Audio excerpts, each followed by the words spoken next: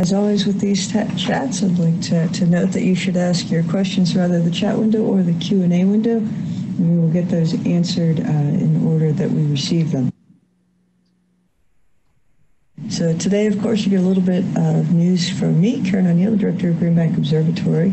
And after I'm done, the highlight of this afternoon's talks will be Ryan Lynch talking about recent results from the NANOGrav Pulsar timing group. So looking at what's happening around the state of West Virginia, the number of COVID cases is fairly high. Between 5 to 7% of all tests are positive for COVID. This is the highest it's been since last April.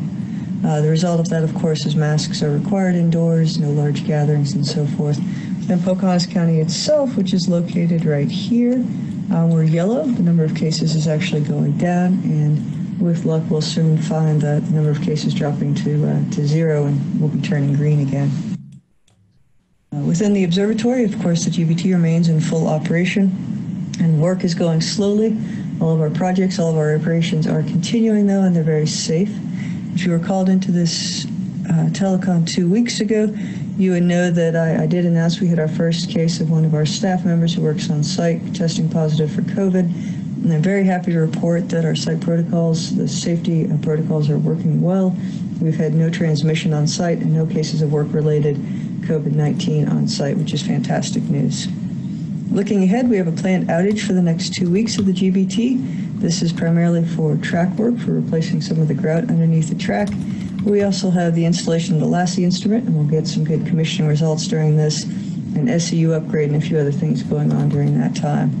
After this, we'll then turn to our end-of-season pointing model. This is done at the end of every summer after track work, and we'll update the pointing model in anticipation of the high-frequency observing season. Other stuff going on, we have virtual tours going on for Green Bank Observatory. This is every Friday at 1 p.m. They're free to attend. They're all online. This is a great chance to learn a little bit more about the telescopes on site, the projects on site, and the history of Green Bank Observatory. So if you miss Green Bank and you wish you were here, you want to learn more about it, I strongly encourage you to sign up for one of these. Other things going on, right now we have the Argus 144 workshop going on, and those talks are proceeding even as this talk is going on. We also have Observer Training Workshop coming up next month.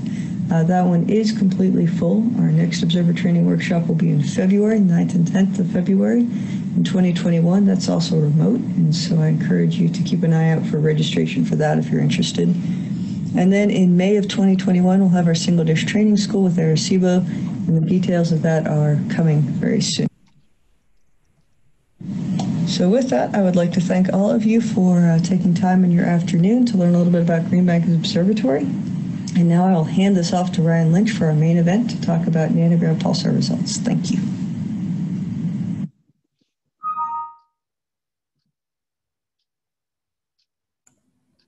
All right. Thank you, Karen. Let me just go ahead and share my screen.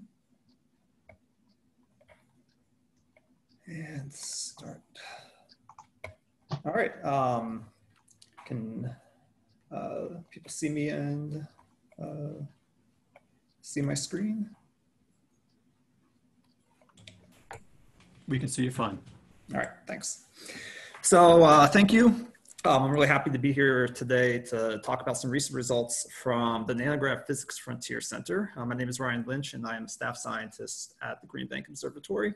I'm also a member of NANOGrav, and so today I'll kind of be wearing my NANOGrav hat for the most part in presenting these results on behalf of the rest of the collaboration. So first, just an obligatory slide, a little bit about what NANOGrav is for those who may not be familiar. So NANOGrav stands for the North American Nanohertz Observatory for Gravitational Waves. And NANOGrav, as the name implies, is a gravitational wave observatory. It's a galactic scale detector where we use high precision millisecond pulsars as one end of our detector and some of the world's best radio telescopes on Earth as the other end of our detector. And I'll talk a little bit more about the actual techniques that are involved in a few slides.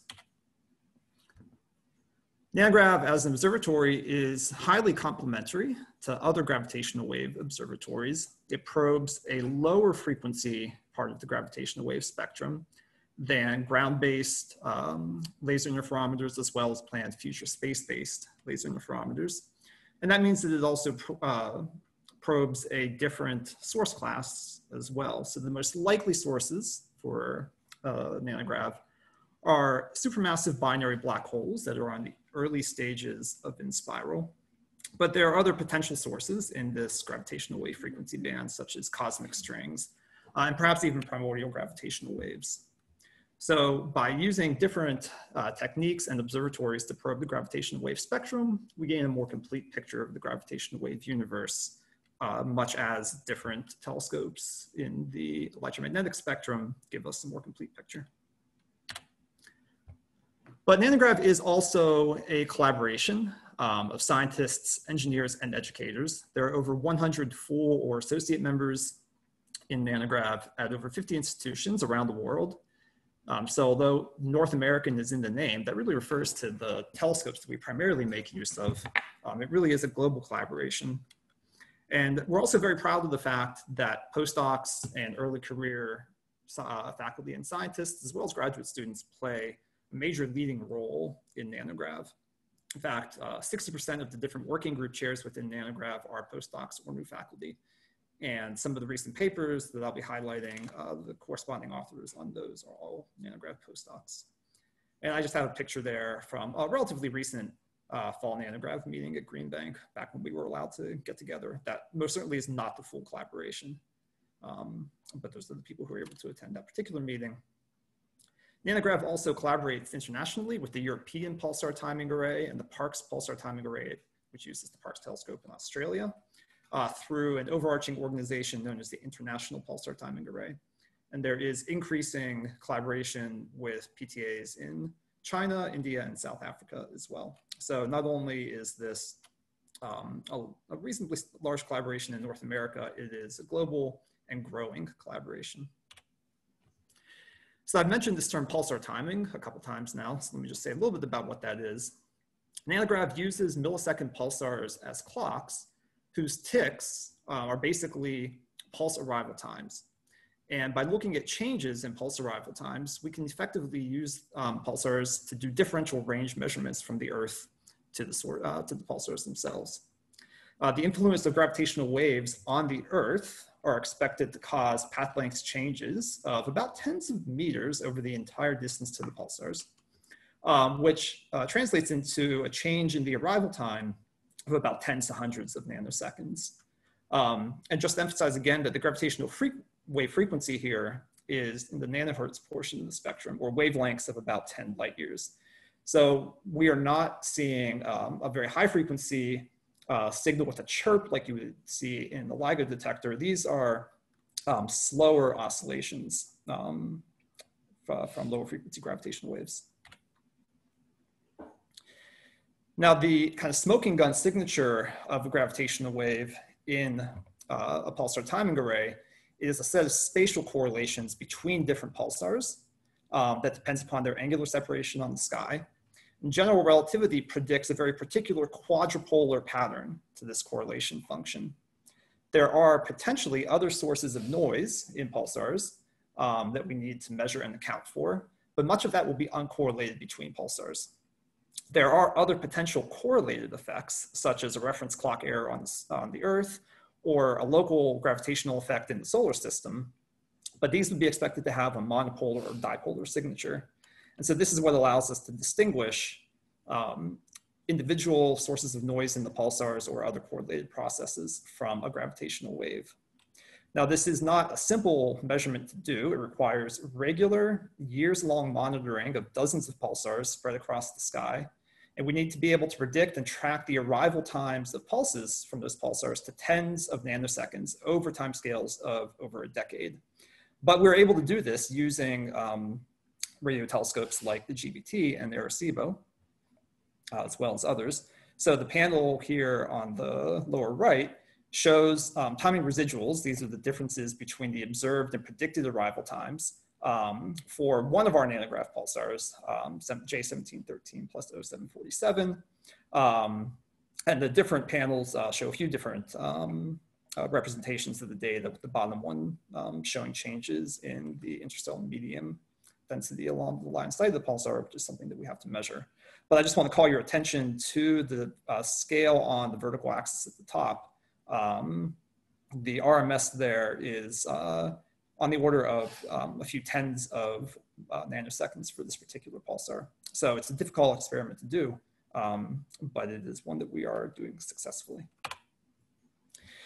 NANOGrav, as I alluded to, uses a number of telescopes in North America. The two primary telescopes are the Green Bank telescope, with which we currently observe 39 pulsars with a cadence of once a month, as well as a subset of those every week. And the Arecibo Observatory, where we also observe 39 pulsars with a very similar kind of cadence. We are also making some use of the Very Large Array for a subset of pulsars. And we are in the process of incorporating data from the CHIME telescope in Canada, along with the CHIME Pulsar collaboration, which can observe all the NANOGrav pulsars at declination above 20 degrees, and is excellent for giving us precision measurements of the ISM content along the line of sight to the pulsars and variations in that, which is an important source of noise that we need to control. NANOGrav commits to doing regular data releases, and you can see here in this plot how those releases have grown with time from a subset of just a small number of pulsars to the current set that we are observing, along with our planned future data release, which is coming up, which will be our 15-year data release. The different colors refer to different telescopes and receivers, and these are for different pulsars in the array. It's a bit of a busy plot, so don't try and read it all. The take-home message here is that we have been steadily growing the array by a few pulsars per year, thanks to the impact of wide area and targeted searches with Green Bank, Arecibo, and many other radio telescopes around the world, as well as multi-wavelength follow-up. And that this increase in the number of pulsars and the increased timing baseline both help improve our sensitivity to gravitational waves. All right, so for the rest of the talk, I want to highlight some recent results that appear in papers that have all been submitted and are under review and are also available on the archive. These are 3 papers centering around our 12.5-year data release. The first 2 that I list here are the papers describing the actual timing data themselves. We have a traditional narrowband timing data set and the new wideband timing data set. And for the details of those, I would refer you to the papers. And then the results I'm going to show here come from our 12.5-year analysis, searching for an isotropic gravitational wave background. So the punchline from that third paper is that for the first time, we are seeing strong evidence for a common spectrum red noise process in our data. So this means that many of the pulsars in the array are showing similar red noise process with a similar spectrum. And plotted on the left here in the gray violin plot are the results of a free frequency fit to the data. So you can see the power in different frequency bins. There are 30 here. And then the colored lines show various different fits to that free spectrum model. So there is a broken power law fit. The orange line only uses the 5 lowest frequencies where we see the most significant power, and then the green line shows fit from all 30 frequency bins. On the right, you can see contours, 1 and 2 sigma contours for the power law index of this red spectral process. And the dashed line shows the expected theoretical spectrum for a gravitational wave background arising from supermassive black holes. And you can see that we are consistent with that at the 2 sigma level for the broken power law and the 5 frequency fit, where again, we are fitting to the frequency bins with the highest amount of power. So this is very exciting. Does this mean that we have detected the gravitational wave background? Well, not yet. So the evidence for a quadrupolar spatial correlation, which is the smoking gun that we really need to see to claim a detection of the gravitational background, is not strong enough. On the middle panel there on the left, I'm showing the results of a fit to that quadrupolar pattern, sorry, not a fit, but the actual correlation values you can see that they're still consistent with a kind of monopole signature. On the right, I'm showing the amplitude of the common spectral process that has been detected in orange, and that is detected significantly with amplitude of just under 2 × 10⁻⁻15. But the blue curve shows that there is no significant detection of the cross correlations that we would expect for a gravitational wave background. However, this is still really exciting and very tantalizing. So this table summarizes the actual evidence in the terms of Bayes factors, if you're familiar with what those are, for different processes that might be present in the data. So we see a very strong evidence for an uncorrelated but common spectrum process, which is what I mentioned in a couple slides ago. And we see that a dipolar and monopolar signature are disfavored. So we can say with moderate confidence that the common spectrum process does not have a dipolar or monopolar spatial correlation, which may arise from other effects. However, as I said, the evidence for a quadrupolar spatial correlation is still inconclusive at this time. However, it is certainly not disfavored by the data analysis. We are hard at work compiling and analyzing the 15-year data set, and we expect that if this is the presence of a gravitational wave background in the data, then the significance will continue to grow with this and future data releases. So it's a very exciting time. And so with that in mind, I just want to talk a little bit about some upcoming improvements that we may have, or that we have in the pipeline that will help to improve our sensitivity going forward. One are new ultra-wideband receivers for the Green Bank Telescope and the Arecibo Observatory that have the potential to double the timing precision that we currently achieve through a higher signal to noise and also better mitigation of interstellar medium effects. We are currently constructing the receiver for the GBT and hoping to procure one for Arecibo as well. These efforts are funded by the Gordon and Betty Moore Foundation. Those projects are going well. We expect scientific commissioning for the GBT ultra-wideband receiver sometime late in the next calendar year. It's been delayed slightly due to the pandemic, but we're really looking forward to the improvements in timing precision that this receiver will offer. We've also received a supplement to the Green Bank Cooperative Agreement to implement the first wideband cyclic spectroscopy backend, real-time cyclic spectroscopy backend in support of NANOGrav science. So I don't have time here to go into detail about what cyclic spectroscopy is, but I will say that it's a technique that uses the periodic nature of pulsar to simultaneously achieve very high frequency and time resolution. And so you can see that quite distinctly in the plots on the lower left corner there. And this can allow us to potentially better mitigate other interstellar medium effects due to multipath propagation or scattering of the pulsar signals. One of the most promising aspects of this, which I'm highlighting in the plot on the right, is that pulsars that may already be known or that may be discovered in future surveys that would normally have too much scattering and ISM-induced noise to be useful for pulsar timing analysis may become PTA quality pulsars with this technique. So the plot here is making some somewhat optimistic assumptions. So it should be thought of as a best case scenario. But nevertheless, it indicates that we may be able to increase the number of pulsar timing array quality MSPs by perhaps as much as close to a factor of 2. Again, that's a bit optimistic, but we're being aspirational here.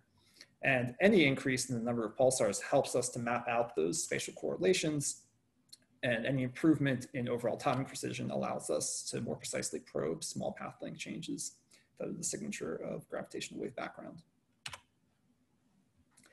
So in summary, we are for the first time seeing strong evidence for a common spectrum process in the NANOGrav 12.5-year data set. There is not yet strong evidence for the spatial correlations that we would expect for gravitational wave background, and those really are the smoking gun that we need to claim a detection. But nevertheless, the results are very tantalizing. And the analysis of our 15-year data set is underway. The data has already been collected and is currently undergoing preliminary analysis.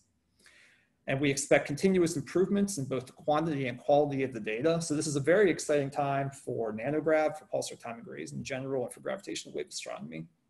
And so I encourage everyone to stay tuned and to take a look at the most recent set of papers, which are available on the archive.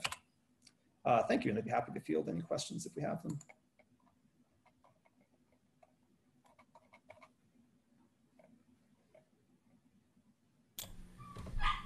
I'm not seeing any questions in the Q&A, Ryan. So unless anybody else has anything to add from the panelists.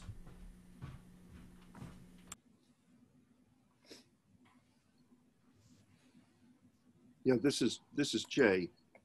Just by looking at the participants, I'm afraid that the announcement of this webinar did not go out to people outside of the GBO. And I apologize for that. Well, I am happy to present these results to our staff at Green Bank as well. And we are delighted to hear them. This is very exciting.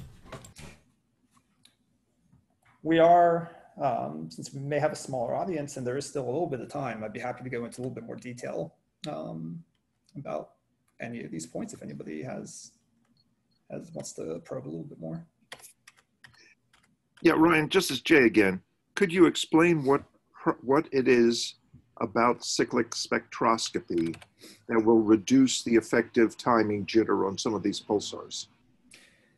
Yeah, so the interstellar medium is one of our most significant sources of noise. And when I say noise, I mean that it causes delays in arrival time that are not expected to be correlated strongly across different pulsars spatially, but are correlated in time and over pretty large amplitude.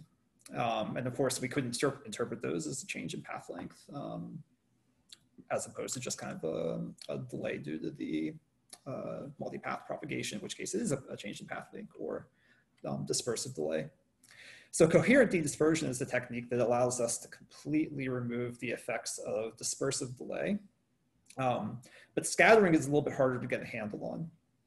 If you can obtain a high time and frequency resolution measurement of what we call the dynamic spectrum in pulsar astronomy, so basically just power as a function of time and frequency in the on-pulse region, then you'll see this scintillation structure. So the bright and dark patches here in the kind of lower right panel are due to constructive and destructive interference of the pulsar signal due to the fact that it's going through different path lengths. And so when it gets to the Earth, you can get these diffraction patterns effectively.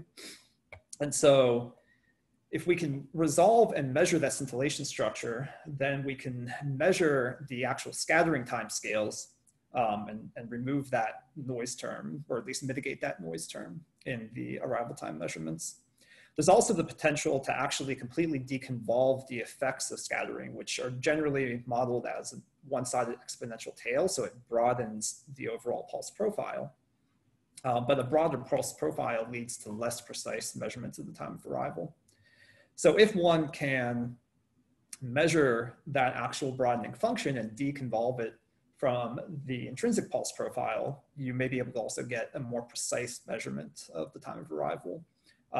So more precise and then also more accurate because you're removing the bias due to the scattering delay. And that's really where the improvement comes in that I'm showing in the plot on the right. So again, this is a bit optimistic. We're basically assuming that we can completely mitigate these interstellar medium effects. And that has yet to be completely demonstrated. It has been demonstrated that we can do the deconvolution for pulsars that are strongly scattered in the kind of more weak scattering regime that may be a little bit more difficult. But particularly with future surveys likely to, with more sensitive telescopes, likely to find more distant pulsars, you would expect the scattering to be more significant. And so you would expect a smaller fraction of those pulsars may be of pulsar timing array quality. But if you can mitigate those effects, you have the potential to include them in the array along with others that may already be known. Thank you.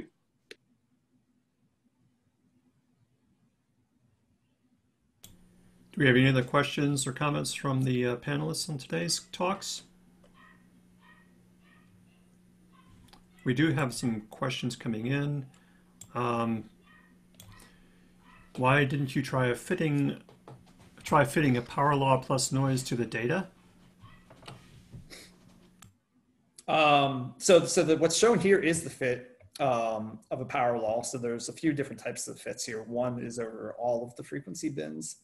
The other two are kind of, again, this broken power law, and power law over the frequency bins where we only see significant amounts of power.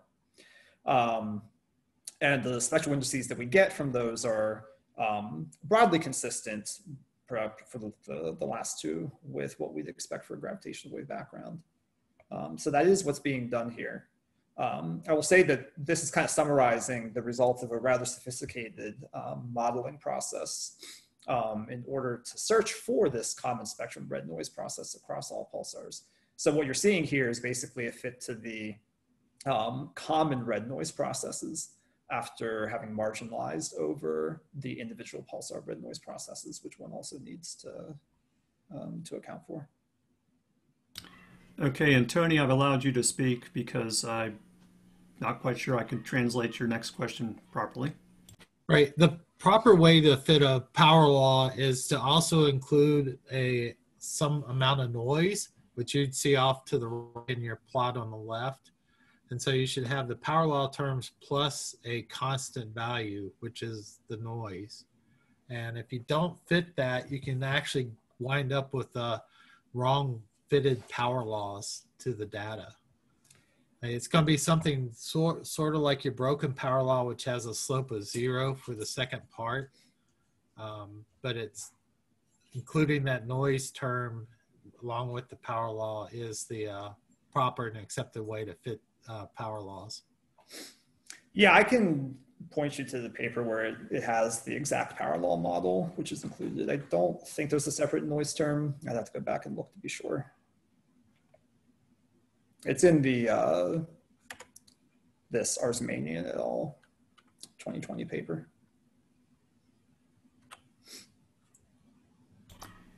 We have another question. This is, are there any kind of systematics that could explain the common red noise instead of the GW background?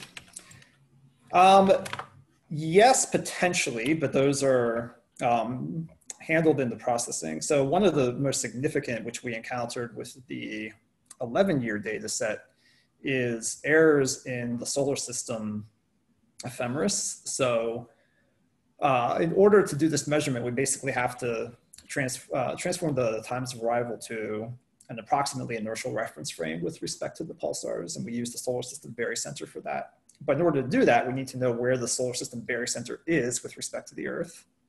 And we need to know that to better than the expected path length change due to a gravitational wave background. So basically, we need to know it to within, tens or hundreds of meters. And so historically, what was done was to take solar system ephemerides from JPL and to use those in the timing models. But we were seeing different upper limits in the 11-year data set, depending upon which ephemeris was used. And so a technique was actually developed called BaseEphem, which is what you're seeing here, to marginalize over the errors in the solar system ephemeris. That can absorb, it does absorb some of the red noise power in the data, which actually leads to a slightly lower limit or amplitude for the common process. Luckily, the Juno mission has resulted in improvements of the parameters for Jupiter in the ephemerides, which were the dominant noise term. And also, as the data set gets longer, it diverges more from the orbital period of Jupiter, and so it breaks that degeneracy as well. So the current analysis and the numbers which are being more widely quoted use the D438 ephemeris as a fixed ephemeris. But that is one important systematic effect that needs to be taken into account. But there are no known effects that would mimic a quadrupolar spatial correlation. And so that's why that really is the smoking gun that we need to measure with confidence in order to claim detection. Thanks, Ryan.